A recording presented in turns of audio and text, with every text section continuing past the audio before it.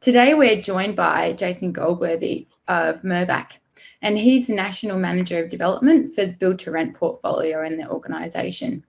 As we all know, this is a growth sector in the market and it's doing very well overseas. So it's very interesting for us to learn about two components, which Jason's going to run us through today. The business model, I think it's really critical to understand the business model so that our designs can meet the client's objectives. And the business model in build to rent really does have a different design response that's required. And then Jason will provide examples of what the design response within the build to rent portfolio that Mirvac's put out to the market has to date. So he'll break that down into a little bit more detail and connect the two items. With this being a growth area in the Australian market, I think it's critical that the industry understands it and is able to respond to it. So I'm very excited to have Jason with us today, and I'd like to thank him for preparation for his presentation. The same is what we'll do every other session. Just want to let everybody know, during the presentation, please put your questions into the chat box. I'll run through them at the end of the session. Now I'm going to hand over to Jason to give a presentation. Thank you so much. Thank you, Lexi, for that introduction, and thank you to the members who have joined us for this session today. Today, I'm going to run through a little bit on what build to rent is, build to rent overseas, why now in the Australian market. I'll provide an overview of the Mervac build to rent business model, what designing for build to rent entails. Then I'll finish on some case studies so that you get a better understanding on what Mervac is doing in the build to rent space. When talking about build to rent, I always like to start with what it is not. It is not affordable housing. However, with the right government support, it can play a role in the delivery of affordable housing, similar to the process in which we're participating in with the Queensland government on one of our projects in Newstead. It is not the end of home ownership. It is not the end of mum and dad investor, and it is not just for millennials. We actually have some downsizers, or in their words, right sizes, that have chosen to live in our first operational asset, LIV Indigo, at Sydney Olympic Park. It is not the creation of sub-quality apartments. In fact, it's quite the opposite, as these buildings need to stand the test of time, much the same as a commercial office building. If build-to-rent developers and operators deliver a poor product to the market, then they are not going to attract the tenant customer. So what is build-to-rent? Build-to-rent can be defined as purpose-designed and built rental apartments, held in one line for the long term by institutional investors. They generally have a range of amenity offerings and are serviced by on-site management staff. The design and management model of build to rent is focused on the tenant customer, offering a more secure, affordable, positive, and long-term living experience. So what does build to rent look like overseas? As you can see, it is a global phenomenon. Globally, the build to rent sector is extremely large and institutionally backed sector operating in the US, Japan, Europe, and most recently the UK.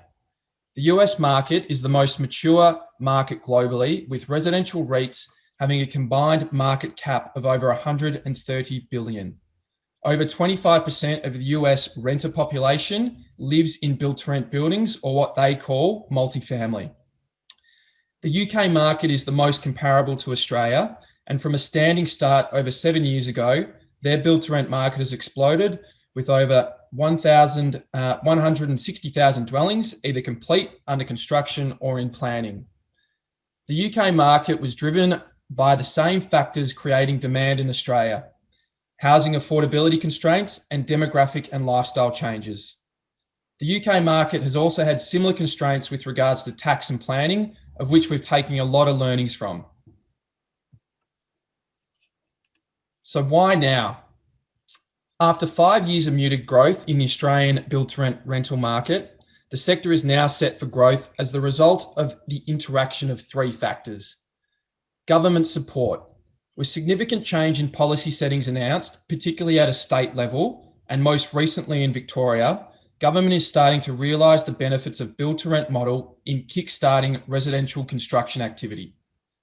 There's the favourable fundamentals, combination of limited apartment supply, high house prices, favourable demographic trends has resulted in an increased demand for quality rental product. People want more choice and flexibility. Downsizers are seeing the benefit of selling their home, freeing up some equity and moving into a rental where they have the security of tenure and the ability to travel and move around more freely. Millennials are not wanting to tie themselves down to a 30-year mortgage or would like an alternative housing choice whilst they delay or save up for the purchase of their home. And lastly, there's the performance during COVID. Build to rent has always been viewed as a defensive real estate allocation, and globally build to rent has performed very strongly during COVID, increasing investor appetite for the asset class in the Australia Pacific region.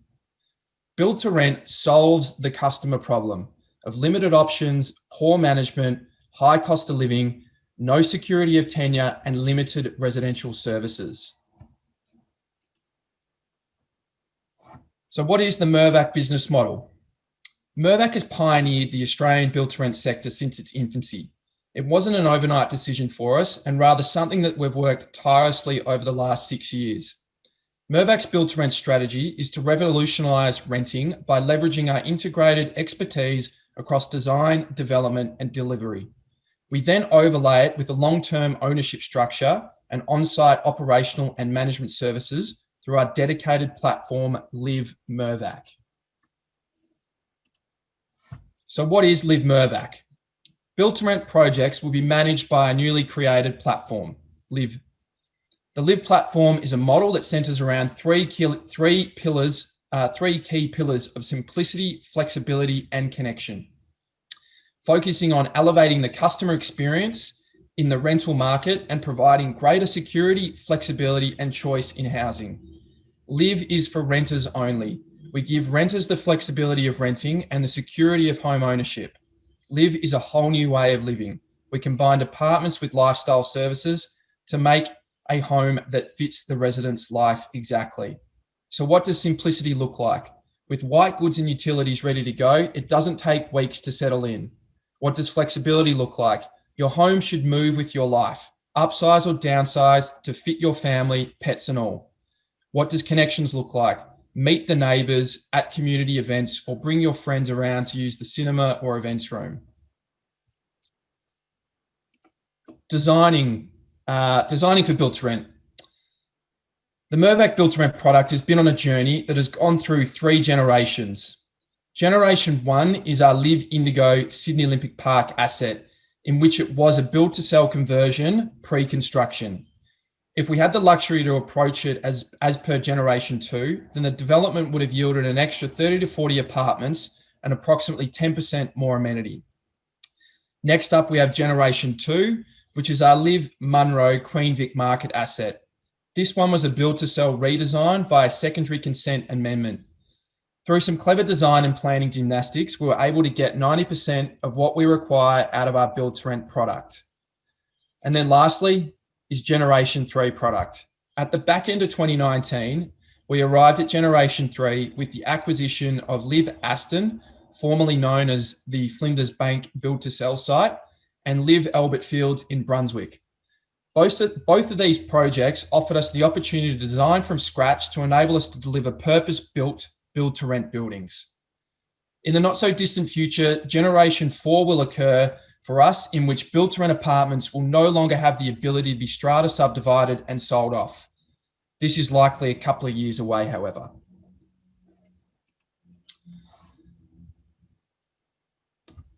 An overview for Mervac. Build to rent will revolutionise the renting experience in Australia by focusing on elevating the customer experience in the rental market. At Mervac, this enhanced customer experience is delivered through a new approach, which involves 5 key levers: design, product, service, technology, and leasing.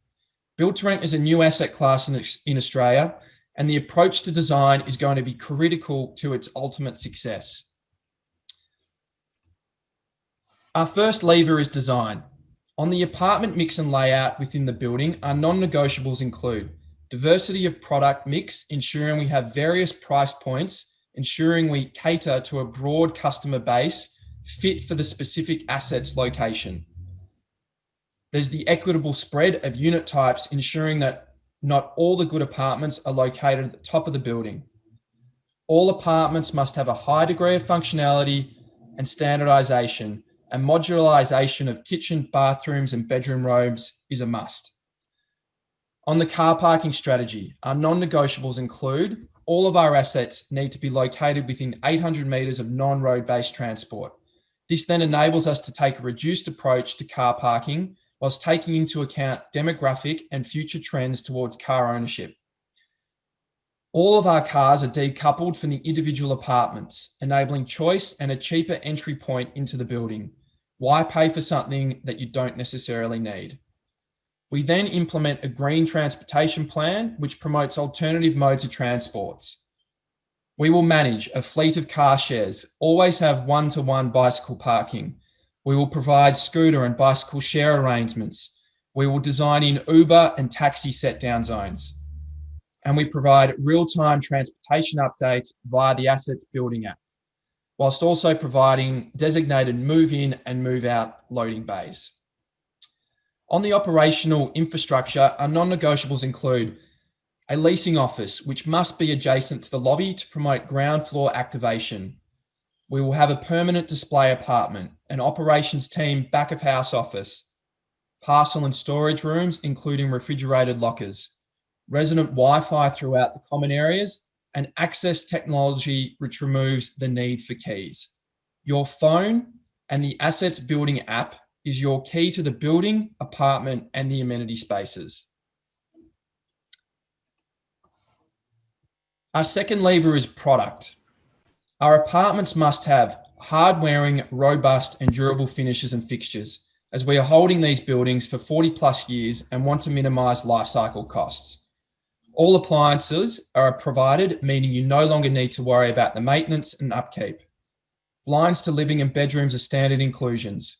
All apartments must have a high degree of functionality, particularly in our smaller studio product to enable multi-use functions.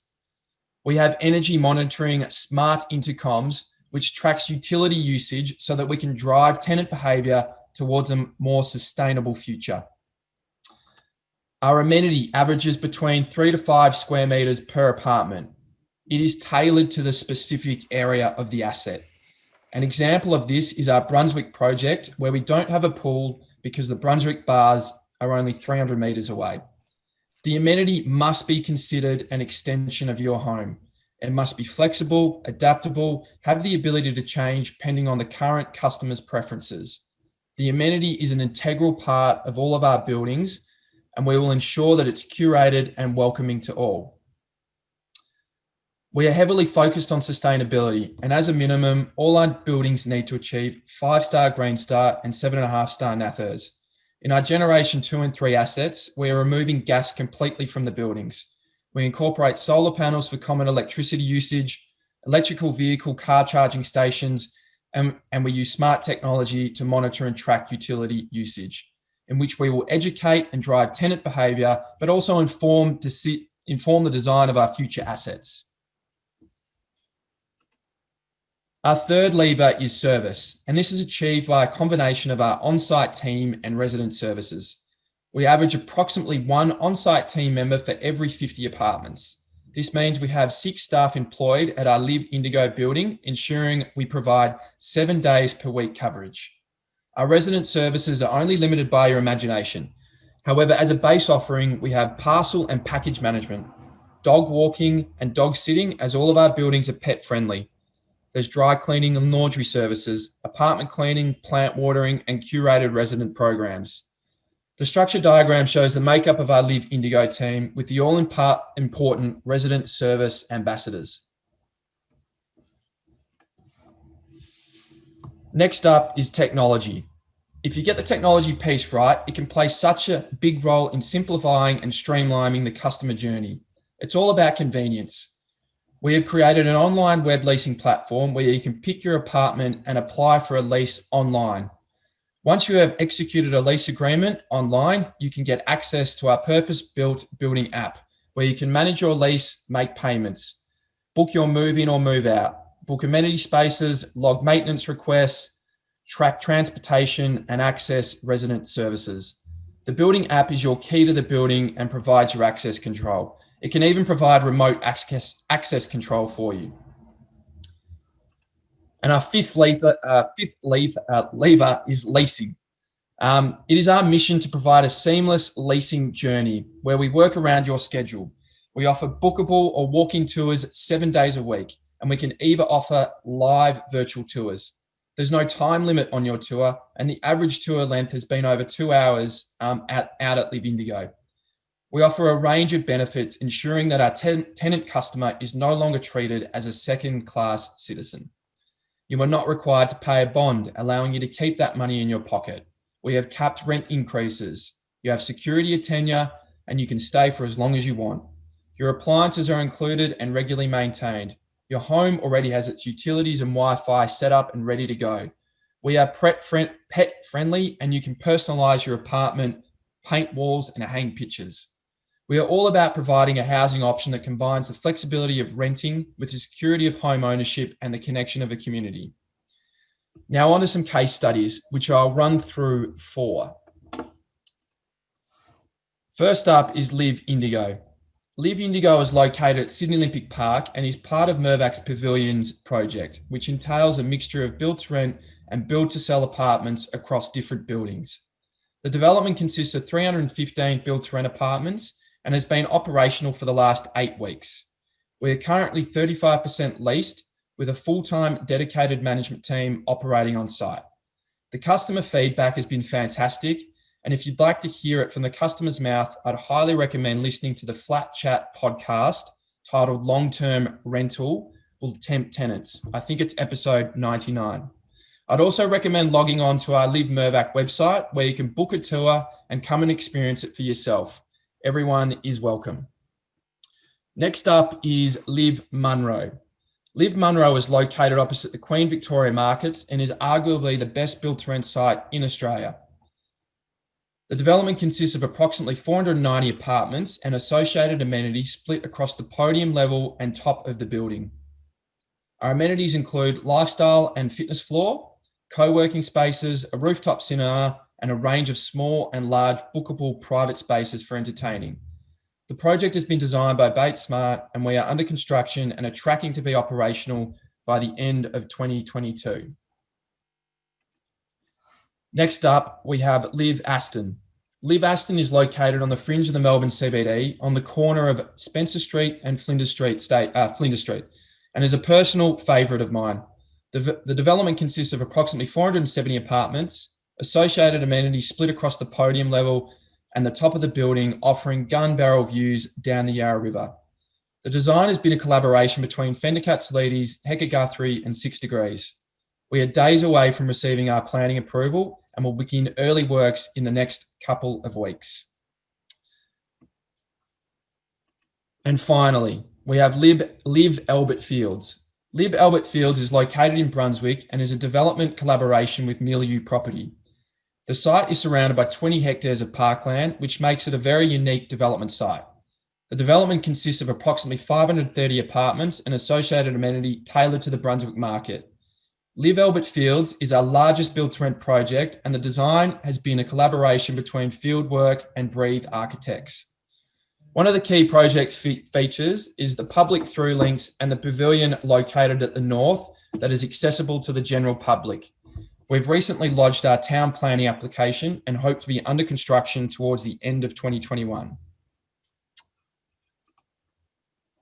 That concludes the formal presentation. I think we now have some time for some Q&A. Thank you for that, Jason. I really appreciate it. That was a great presentation.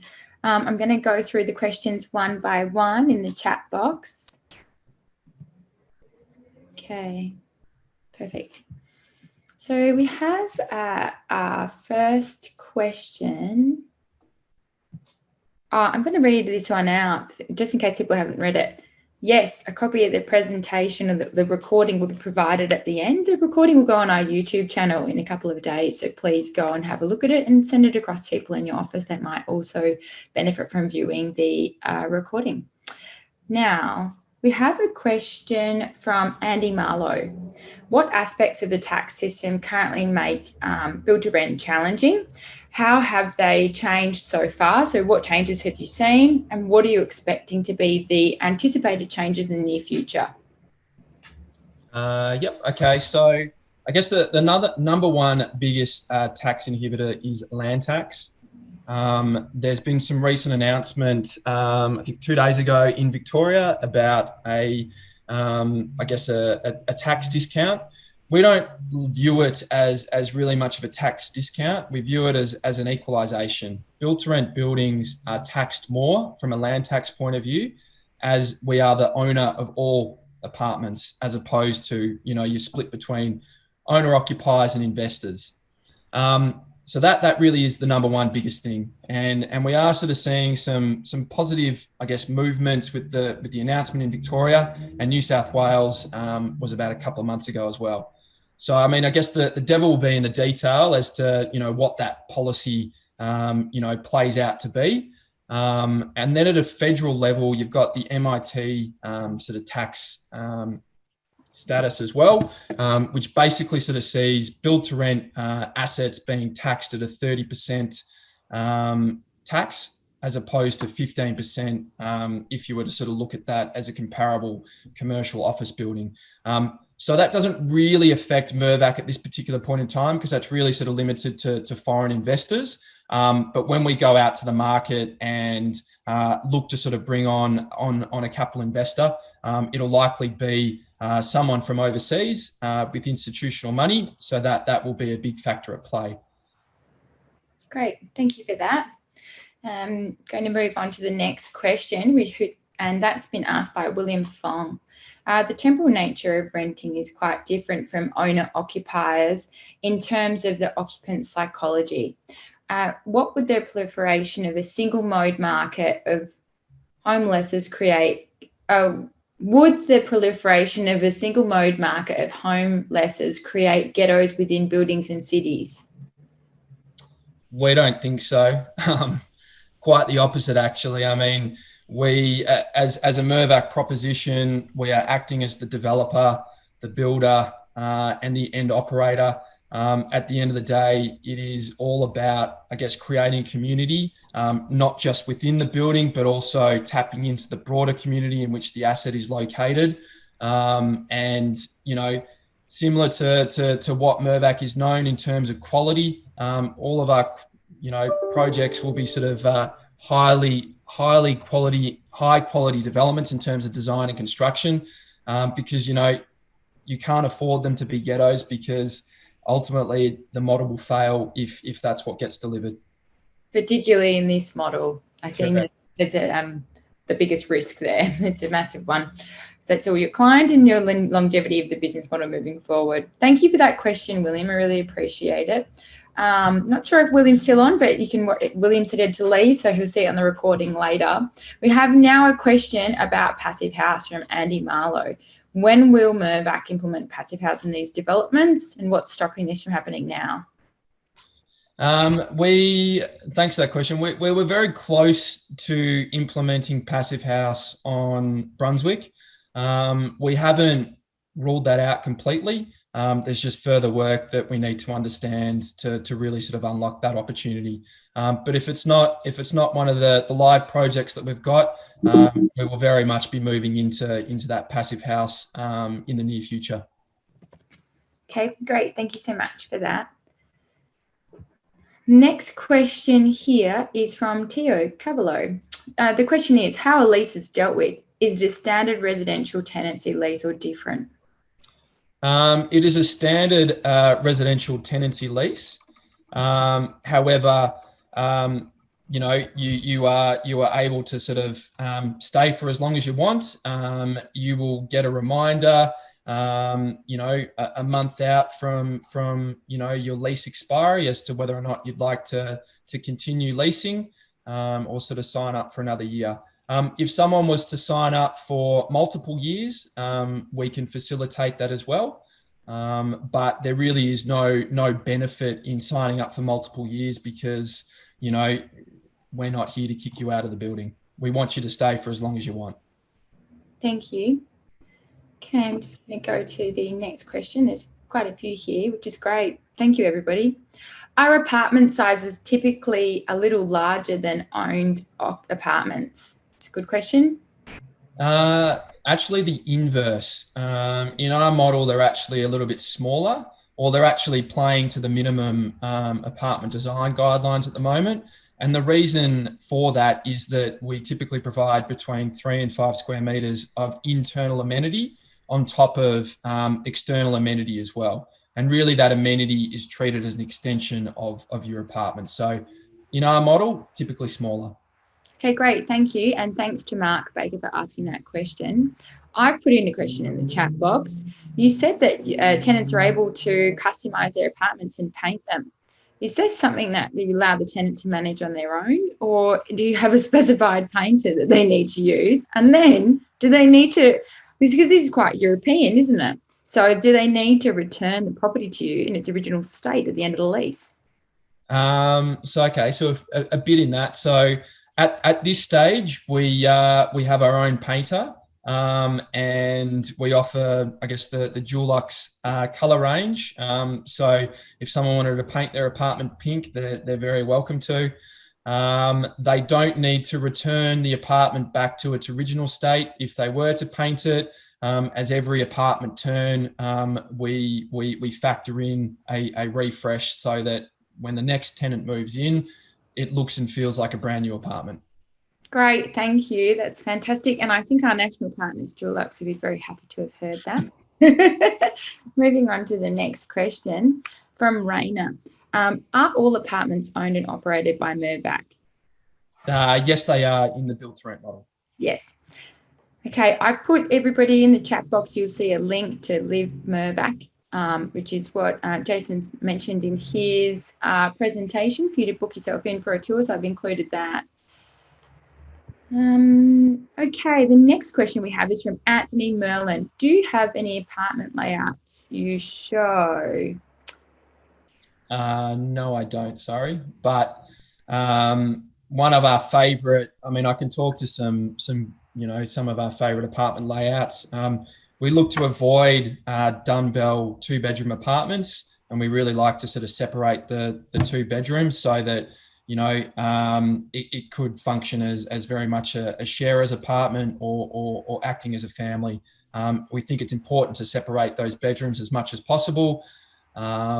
We really love the studio product as well, in terms of, it providing, I guess, a more affordable entry point into the building, and will very much sort of work, we feel, very well within key CBD locations.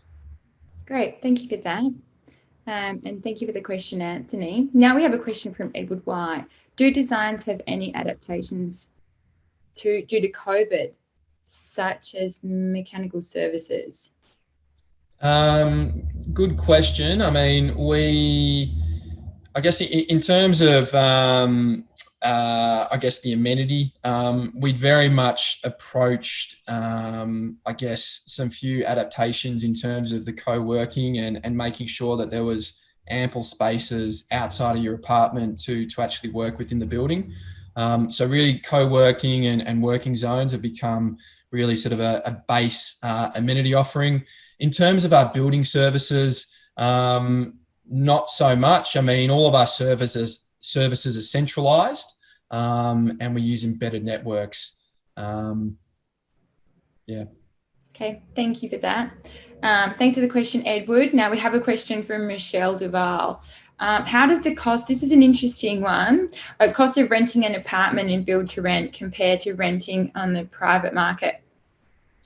Yep. So typically a build to rent apartment will be anywhere from 5, 10, 15% higher than a comparable private market rental. Now that is a result of, I guess, the amenity, the services and the on-site management. Great, thank you for that. Another question here from Tammy Jill. The examples are fantastic, but all high density solutions. This is great for singles, couples.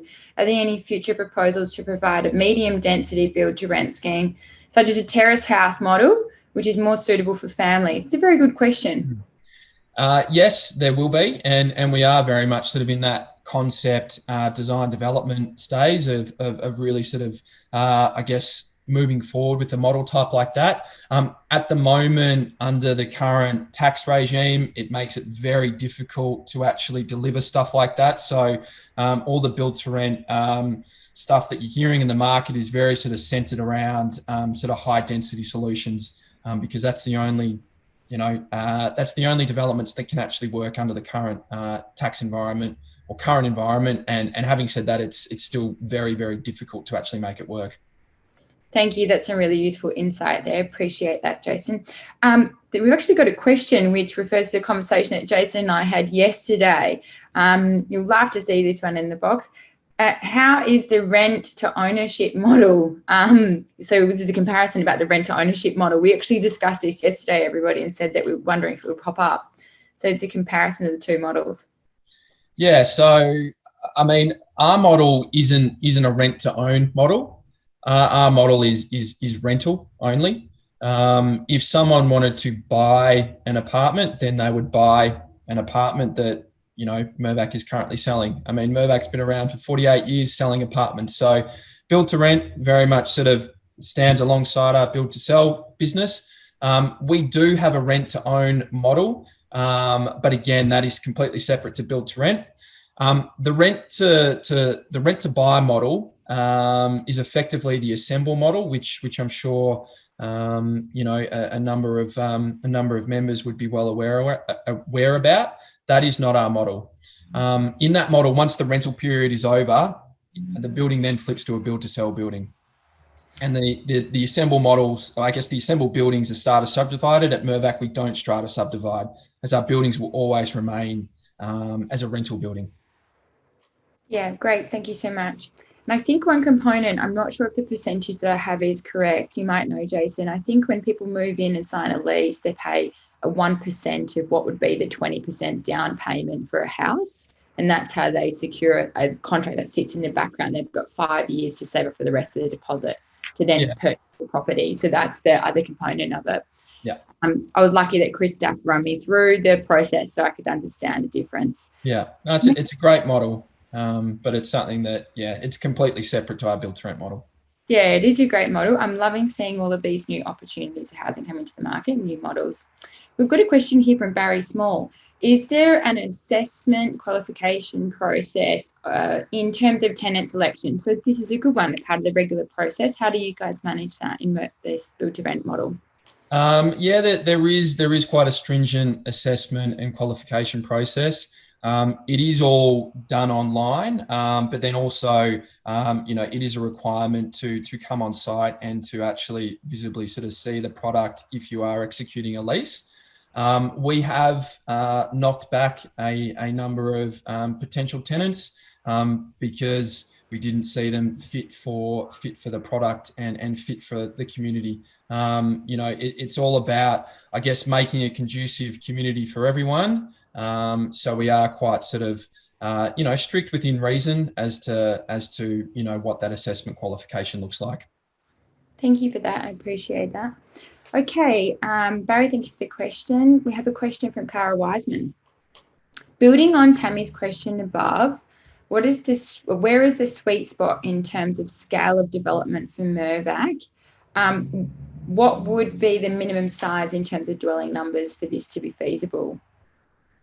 So the sweet spot for Mervac, we started the journey at 150, quickly grew to 250, went to 300, 350. Our average build to rent development sits around sort of 400 to 450 now.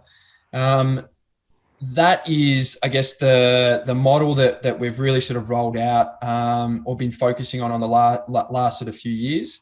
Can build to rent work on a smaller model? Yes, it can, but you just need to pull back the level of on-site management and the level of amenities so that you can actually pay for it. Great, thank you. This question I think we've covered off before, but I'll just ask it just in case. It's from Michelle Duval. Are tenants in the build to rent projects means tested or subject to an asset test? From the way that property management typically works, there would be an affordability test, is my understanding, but not an assets test. Is that correct, Jason? That is correct. Okay, great. Thank you for the question, Michelle. I've inserted another question here. Hope that's okay, but I think this is an important one. What are the design component, or which design components are focused on reducing operational costs? Yeah, I guess good quality products. A high degree of sustainability focus. And really, centralized systems and embedded networks. Great, thank you. Okay, we have a question from Kate Gooch. What is the current government incentives for developers looking at this model? There are none.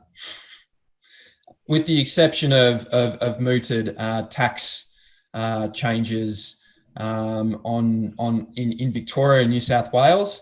However, it's not really so much an incentive. It's more of an equalisation so that build to rent is at a level playing field with your traditional build to sell stock. Okay, great. Thank you. Next question is from Michelle Duval. What is the relationship between affordable housing and build to rent? Now, you touched on this earlier, Jason. Yeah. Now, there's an add-on to this question, which you've just also touched on. Does the government subsidise the rent? We've just talked about there's no government initiative, so that one's, we've covered off. Or the cost of construction. So that one we've addressed, but we'll just stick to the front end of the question. What is the relationship between affordable housing and build to rent? Officially, there is no, I guess, relationship with affordable housing in market build to rent. We have participated, and we've just done a deal with the Queensland government where we are providing a level of affordable housing within a market build to rent. And under that scenario, the Queensland government is providing a top-up payment to effectively make Mervac whole in response to delivering a level of affordable housing.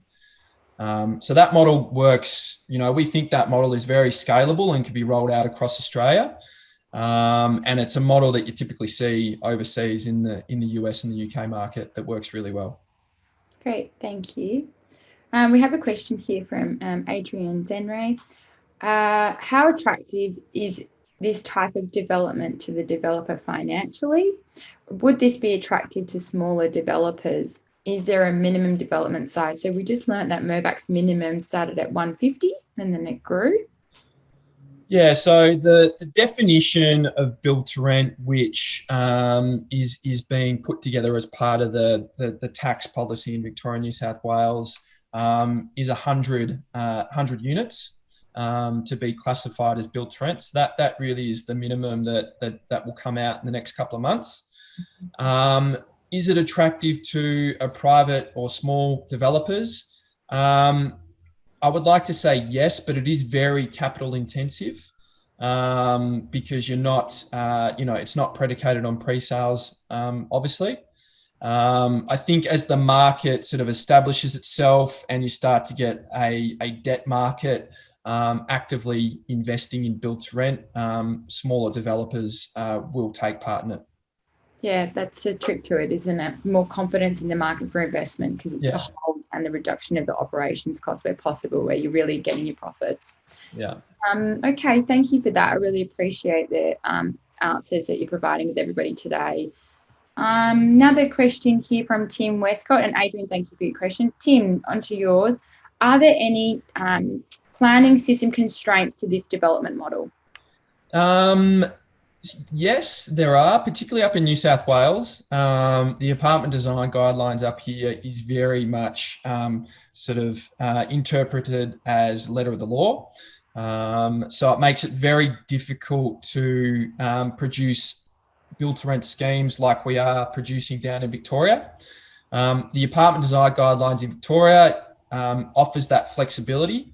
And we would like to sort of implement some further flexibility, but it will sort of take some time, and that really sort of I guess stems from operational efficiencies. I guess a balanced view as to reducing some apartment sizes as an offset to enhanced amenity and sort of so forth. So really just looking for some flexibility across the planning, and particularly in New South Wales. Great, thank you. We have a question here from Brendan Casey. Do you see potential in retrofitting an existing building to be BTR as feasible? It's an interesting one. You think about, there's a lot of commercial buildings here now that are empty. Yeah, I do see potential in that. I mean, it's all. I mean, the devil's in the detail as to the quality of the build, because, if we were going to come in and retrofit an existing building, we'd want to make sure that, it would have a lifespan similar to creating something from scratch. There actually is a building that's a completed building that's currently on the market in Melbourne at the moment in the CBD. So I'm going to have a look at that actually tomorrow when I'm down in Melbourne and actually sort of see whether or not that is something that Mervac would actually look into. Great. That's really interesting. Thank you for that. Thanks for the question, Brendan. We've answered the question. Previously, someone else has asked it, so I'm going to skip on to the next one from Hamish George.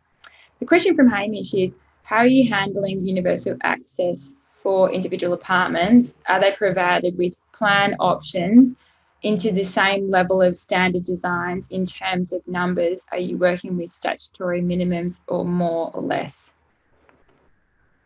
We're working, it depends on the asset's location.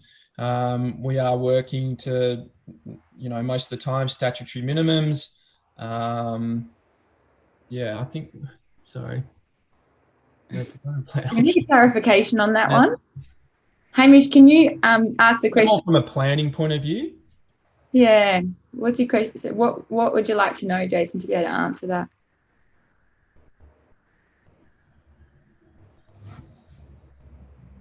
All right. Should we move on to the next one? Okay, we'll come back if we get a message from Hamish further down the question. So we have a question from David Smith. I'd just like to make everyone aware of the time. We're going to have to finish up, so we might not be able to get through all of the questions. Going back to the question from David Smith, the next one. Are you finding the BTR market is geared towards young professionals? And what percentage uptake are you finding within multi-generational living environment? Do you count lettable workspace within your amenity calculations, or how do you design amenity towards your tenant base? Yeah. Okay. So first part of that question, is the build to rent market geared towards young professionals? I guess from the outset, we thought it would be a greater percentage of young professionals moving into build to rent buildings. And yes, whilst that still is the case, what we are finding with our LIV Indigo project out at Sydney Olympic Park is that we have a very broad demographic spectrum. We've got downsizers, we've got families, we have young professionals all living within the building, and actually all, probably within an equal sort of proportion with the current people living within that building. In terms of lettable workspace within our amenity calculations, no, we don't count it towards our amenity. A lot of our buildings have, some ground floor retail. Our project in Flinders, on the corner of Flinders and Spencer Street, that actually has 2 floors of actual co-working space. And that is on top of what we're providing as part of the amenity. And that will sort of be, lettable, and will form a partnership with a co-working operator. And that'll just be an extension to really the amenity within the building. Okay, thank you for that. The next question is from Ollie Mayer. As an asset owner, what are your thoughts on managing flexibility and currency over time as apartment trends, models, and requirements continue to develop into the future?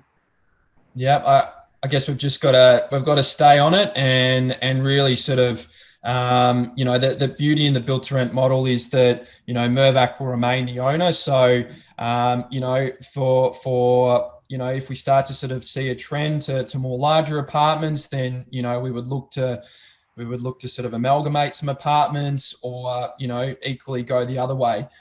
We do introduce some dual key options within some of our product as well. So, it could function as 2 separate apartments or sort of one larger apartment as well. So, I think we just need to we need to sort of be cognizant of the current planning environment, and the current planning controls really need to flex in terms of what apartment trends are sort of doing as well. So great, thank you for that. Okay, we'll have time for 2 more questions. The question we have here is from Sophie Addison. Do you have standard minimum apartment and room? So we talked about what size we look for in Mervac's working towards in size generally, but is there a minimum size that's standardized, and also, so that's apartment, and then also minimum room size? Yeah. We typically do work to BADs. At the end of the day, like all the new age buildings that are coming through are all BADs compliant. So it's very important that we do remain BADs compliant in the current sort of planning environment. However, we do, it's very hard, I guess, to design a 2-bedroom split bedroom arrangement at minimum sizes. So, our 2 bedrooms are typically a little bit bigger. Great, thank you for that. Okay, and the last one here, I think we might be able to look at Hamish's before we wrap up. So the last one here is from Through Lee. So Sophie, thank you for your question. Before we move on, Through, your question is, what are the general learnings, if any, from overseas build-to-rent models that are being adapted to Australian models within design, facilities management, amenity and offerings? Yep. So what happened in the UK is you very much had, residential buildings being developed as build-to-rent buildings that really lacked a level of amenity in that sort of first generation of buildings. In those sort of second generation of buildings, you've got a lot more amenity coming into those buildings. For us, we just kind of went straight to the amenity being a very integral part of these buildings, and very much sort of included that right up front. Technology is such an important factor. These buildings need to be designed for technological sort of advancements, and the Americans do that very well. So we actually head over to this tech conference every year to sort of see the latest and greatest as to what's actually been offered in the build-to-rent space.